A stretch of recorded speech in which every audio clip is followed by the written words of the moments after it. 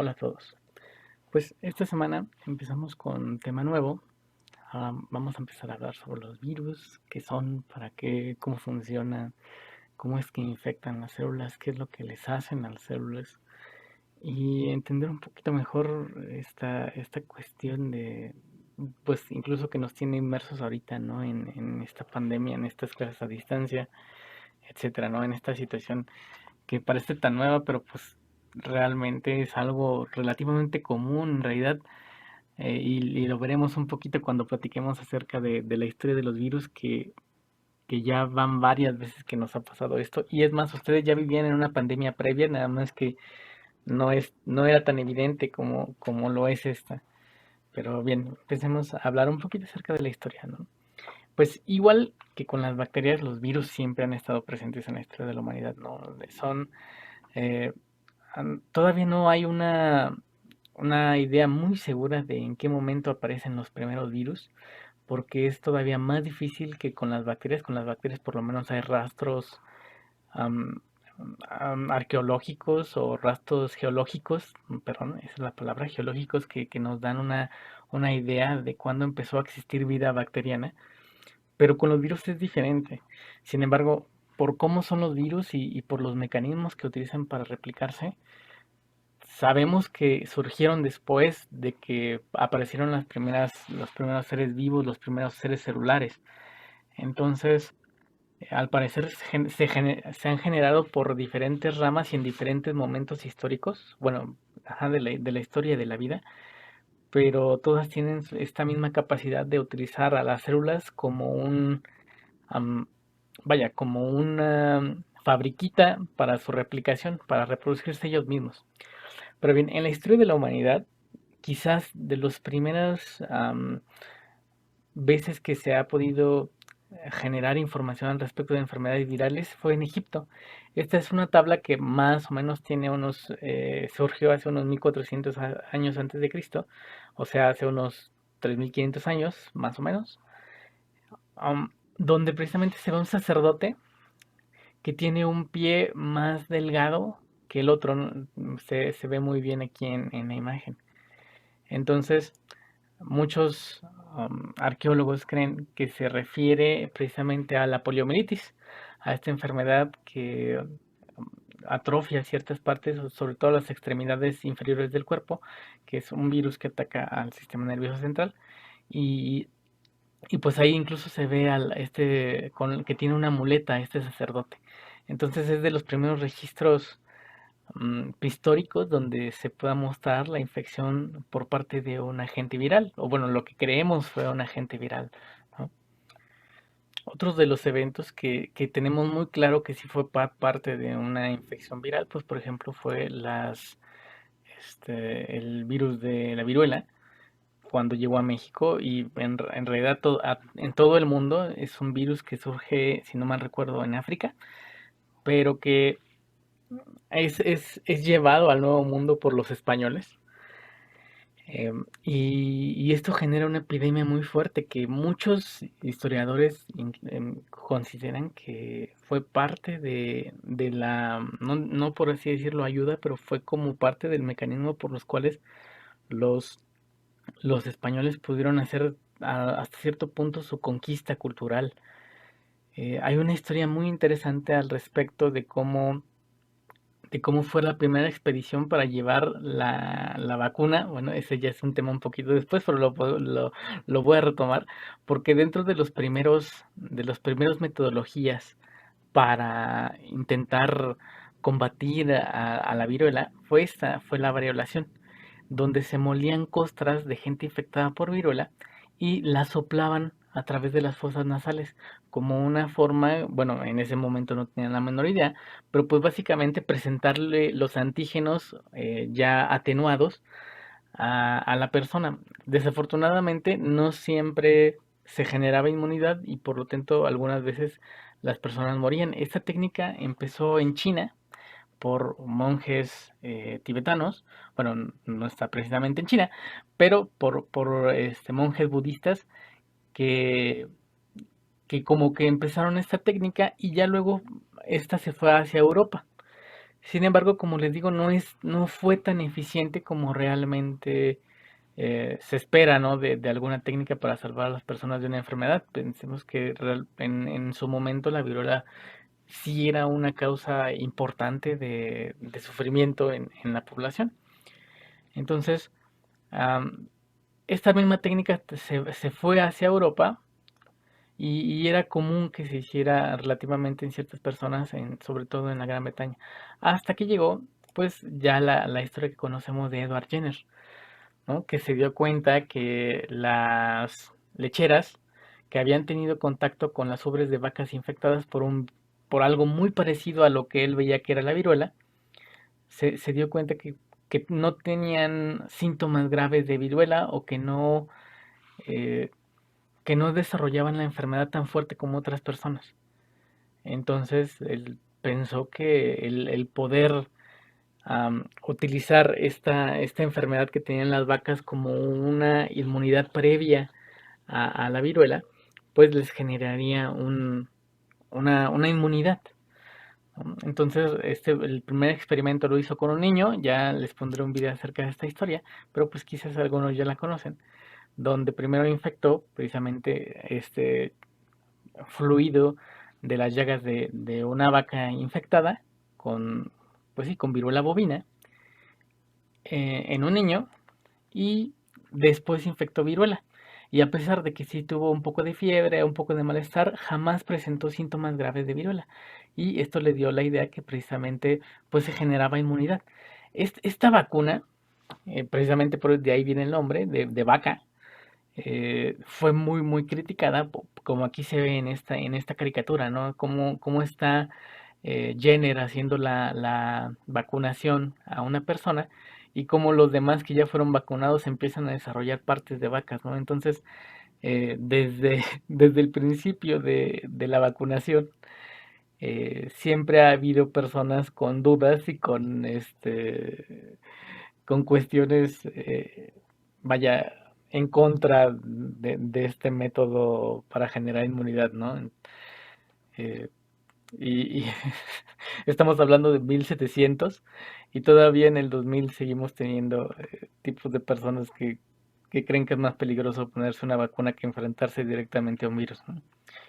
Eh, pues bien, muy curiosamente, y les voy a dejar un video al respecto, esta técnica, como fue ganando cada vez más adeptos y fue haciéndose cada vez más famosa porque realmente tenía buenos resultados, se intentó llevar una expedición a personas, bueno, de Europa a América, y fue un viaje bastante complicado para poder llevar la vacuna de Jenner desde España hasta México y poder ahí llevarla a toda Latinoamérica porque realmente en algún momento la viruela fue una cuestión muy complicada y que bastante problemática entre una población pues que jamás había tenido ese virus y que pues no tenía ninguna clase de defensa inmunológica para combatirlo, ¿no? Entonces sí, realmente la población en México se vio diezmada por la viruela. Quizás las poblaciones europeas, africanas ya tenían un poquito más de memoria inmunológica que se fue generando generación tras generación, pero en Latinoamérica, en América en general, pues no se tenía ningún precedente viral de ese tipo, ¿no? Entonces, por eso fue tan importante y hay un videito que les voy a poner ahí. Y otro de los grandes combatientes de los virus fue, o bueno, de que generaron como este paso de pasar del no saber qué hacía, porque al fin y al cabo Jenner ni siquiera sabía de los virus, todavía no se tenía muy bien, para su época todavía no se tenía muy bien esta idea de, de que los microorganismos son los que causan enfermedades, pues fue Luis Pasteur. Pasteur eh, ya conocen acerca de las diferentes cosas que él ha hecho, su lucha contra algunos de los microorganismos más importantes y una de sus luchas más fuertes fue contra la rabia. Em, hay un pequeño documental que quizás les deje ver, lo malo es que tiene el audio un poquito feo, pero igual se los pongo. Es acerca de la historia de cómo él generó la vacuna de la rabia, porque fue un problema. Recordemos que en ese momento histórico no podían ver los virus, realmente no, ni los podían cultivar, no tenían idea de cómo cultivarlos. Solamente de alguna manera sabía Pasteur, bueno, a través de ciertos, perdón, sí, de realizar am, muestreos en los tejidos de los animales infectados, que por alguna razón el sistema nervioso central se veía afectado y eh, que quizás ahí era donde residía la enfermedad. Entonces atenuó de alguna manera con diferentes técnicas lo que posiblemente estaba ahí y hacía sueros para poder generar una vacuna, pero realmente su gran problema es que nunca vio contra qué estaba luchando, ¿no? Como sí lo pudo hacer con las bacterias de las que estuvo investigando, pero este virus no. Entonces fue bastante complicada esta cuestión y solamente esta vacuna la ponía en personas que habían sido atacadas por perros rabiosos. Dentro de los primeros que salvó fue precisamente un niño que la mamá desesperada le pidió que le pusiera la vacuna a pesar de que él todavía no estaba seguro de qué va a pasar. Entonces, y así fueron igual varias personas, algunos sí sobrevivieron, algunos otros no sobrevivieron, pero pues básicamente la rabia era en esa época el ser atacado por un perro rabioso, pues era básicamente una sentencia de muerte. Entonces, a pesar de las muchas ah, previsiones o las muchas cautelas que tenía Pasteur con su tratamiento, fue hasta cierto punto exitoso. No, no salvó a todos, pero sí a muchas personas que fueron atacadas. Y como les digo, el gran mérito de él fue generar una vacuna de algo que él no veía, porque sí, los virus son infinitamente más pequeños, ya hablaremos acerca de ello en, en cuando empecemos a ver estructuras y más formas, comparados con una bacteria, ¿no? Una bacteria incluso puede ser infectada por virus. Entonces, ya después de ahí, creo que el hito más importante fue el como darles un nombre. Y para esto, el primero que se le dio fue a una enfermedad de plantas. Y es precisamente esta que se ve aquí en la imagen. Se le llama mosaico del tabaco. Porque precisamente estas como manchitas amarillas, pues parecen o se describen como forma de mosaico. Y el primero en darle nombre fue Beijeric, pero ese ya vemos. Este que está aquí en la foto es Dmitry Ivanovsky. Era un botánico ruso que demostró que la savia, o sea, el líquido que se genera, que tienen las plantas como, por así decirlo, como sangre, em, era infecciosa incluso después de pasarla por filtros de porcelana que estaban muy especializados en retener a las bacterias conocidas, ¿no? O sea que a pesar de que lo hacía pasar por filtros que esterilizaban las soluciones, que eran los filtros que, por ejemplo, se utilizaban para esterilizar los medios de cultivo y que no tuvieran bacterias, am, aún así, esta savia, a pesar de que la pasaba por esos mismos filtros, eh, seguía siendo infectiva, o sea, la ponía en otras plantas y seguía produciendo la enfermedad. Entonces él como que se dio cuenta de que había un agente patológico muchísimo más pequeño o mucho más pequeño que las bacterias que hasta el momento se tenían conocidas. Y poco tiempo después, ahora sí, Belleric, más o menos en 98, este, llama virus a este tipo de agentes patológicos, que el primero precisamente fue el virus del mosaico del tabaco, que virus es de latín y su nombre quiere decir veneno. Entonces se dio cuenta también que el causante de esto tenía muchas características de ser vivo, sin embargo no podía reproducirse a menos que no hubiera células presentes. Y sobre pues células de planta en este caso, porque era el mosaico de tabaco.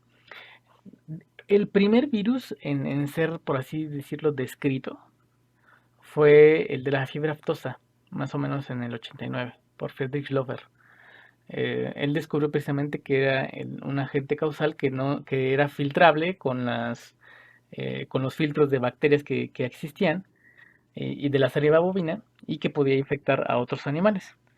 Entonces, este agente infeccioso extremadamente pequeño que no se replican en medios de cultivo y solo en células del huésped, pues, entró precisamente en esta categoría de virus y este por lo tanto fue el primer virus en animales que se identificó como tal.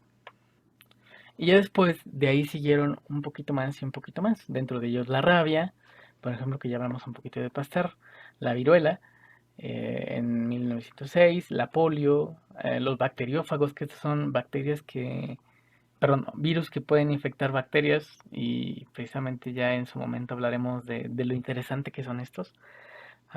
Los virus de la influenza en 1930, etcétera, etcétera, etcétera, ¿no? Entonces, a partir de ahí, ya cada vez, incluso, perdón, me faltó ahí de la fiebre amarilla en 1901, se fue generando este concepto de que había varios agentes patológicos que no eran cultivables, no eran muchísimo más pequeños que una bacteria, y por lo tanto eran invisibles por lo menos con las técnicas que teníamos de microscopía, ¿no? Entonces, otro de los grandes hitos fue la invención, la creación del microscopio electrónico, que fue hecho por el físico Ernst Röska. Em, Precisamente por esa invención le dieron el premio Nobel en 1986. Y aquí se ve precisamente un prototipo, una copia del prototipo que él hizo en 1930. Entonces, más o menos a partir de 1930 empieza el introducirnos a todavía un nivel más amplio en la microscopía, ¿no? En un nivel de ya incluso llegar a ver moléculas. Y pues obviamente las primeras imágenes de los virus fue gracias a esta invención. Necesitamos un microscopio electrónico para poder visualizar un virus. Porque con ninguno óptico, no importa la calidad de los lentes, no importa el aumento que se tenga, no podemos ver virus. Ah, que hay sus excepciones, hay virus gigantes, pero pues la gran mayoría de los virus no jamás los vamos a poder ver con un microscopio óptico. Entonces, el primer virus que se observa es precisamente el virus del mosaico del tabaco, que es esta imagen de aquí, que fue generada por el hijo del fabricante del microscopio electrónico, que se ven estos tubos. Este precisamente es el virus del mosaico del tabaco. Ya hablaremos acerca de las morfologías que tienen a los virus, etcétera, en su momento, ¿no? Pues con el transcurso de los mejoramientos en las técnicas y los mejoramientos en el microscopio electrónico, a partir de aquí ya se fueron generando las imágenes de la gran cantidad de virus que ya conocemos hasta ahorita, ¿no? Entonces, varios médicos relacionaron las características de los virus a varias enfermedades y gracias al microscopio electrónico, pues pudieron empezar a buscar agentes patógenos. Entonces, la gran mayoría de los virus animales, de bacterias y de plantas, se identificaron a partir de 1950 en adelante, ¿no? Y gracias al entendimiento de estos tipos de organismos y nuestra relación con ellos, pues ha ayudado incluso a erradicar por lo menos una enfermedad, que es la viruela. Aquí está el virus de la viruela con su forma. Es un virus bastante grande comparado con otros virus, pero muy pequeño comparado con bacterias y obviamente muchísimo más comparado con células humanas. Y es el único agente patógeno del que hemos podido erradicar totalmente.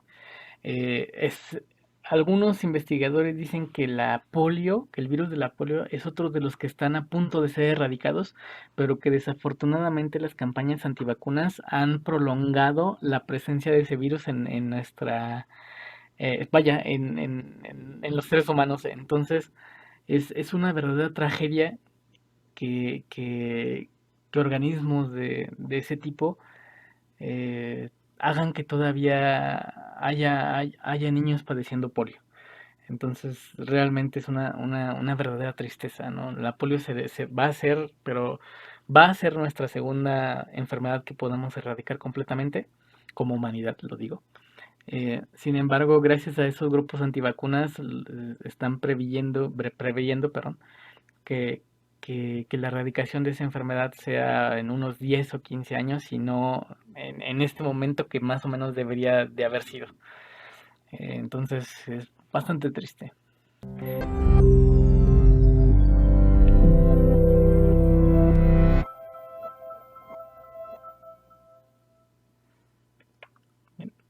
Continuamos hablando un poquito de historia. Si recuerdan, les dije que ya vivíamos en una pandemia antes de que empezara el coronavirus. Y es precisamente esta, nada más que no la conocen con ese nombre. Este, esta empezó en Estados Unidos alrededor de los ochentas, a principios de los ochentas, y luego se extendió a nivel mundial. Sin embargo, en un principio no se le dio mucha importancia y se dejó pasar, pasar y pasar, y es el virus de inmunodeficiencia humana, el VIH.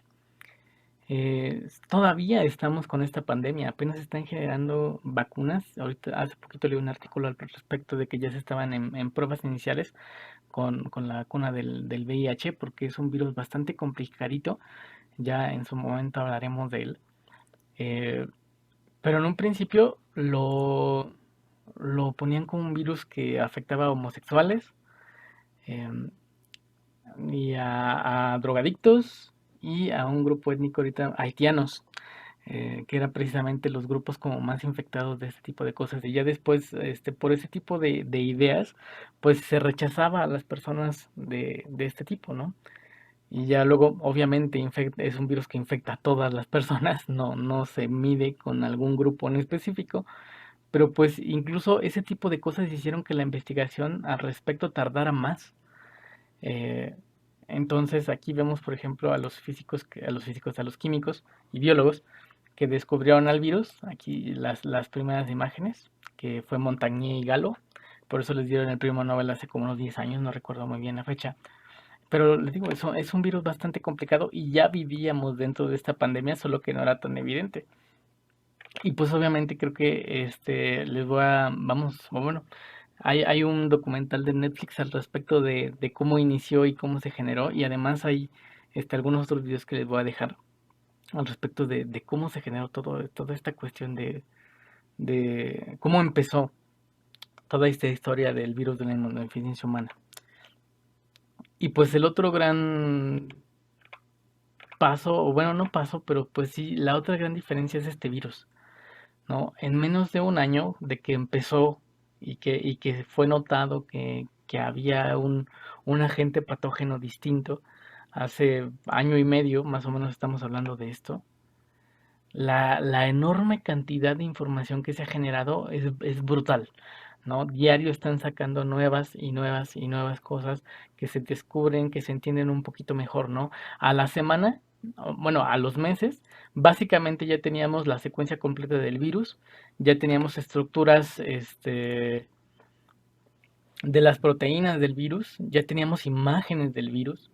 Entonces, cómo hemos avanzado es realmente increíble desde este punto de vista en que no los podíamos ni ver, de que no teníamos la idea de cómo se pasaba la enfermedad, hasta este punto, ¿no? Ya que en unas cuantas semanas podemos tener una información muy acertada al respecto de un agente causal viral, ¿no? De cómo se contagia, de cómo se mueven las micropartículas, de la epidemiología del virus.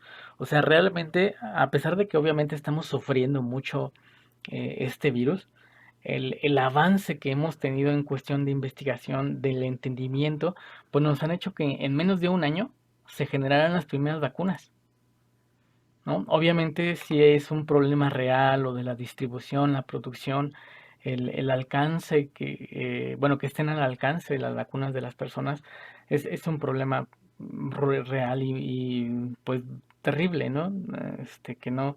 Que no podamos, que no estén al alcance de todos, que no podamos ni siquiera escoger la vacuna que nos queremos poner.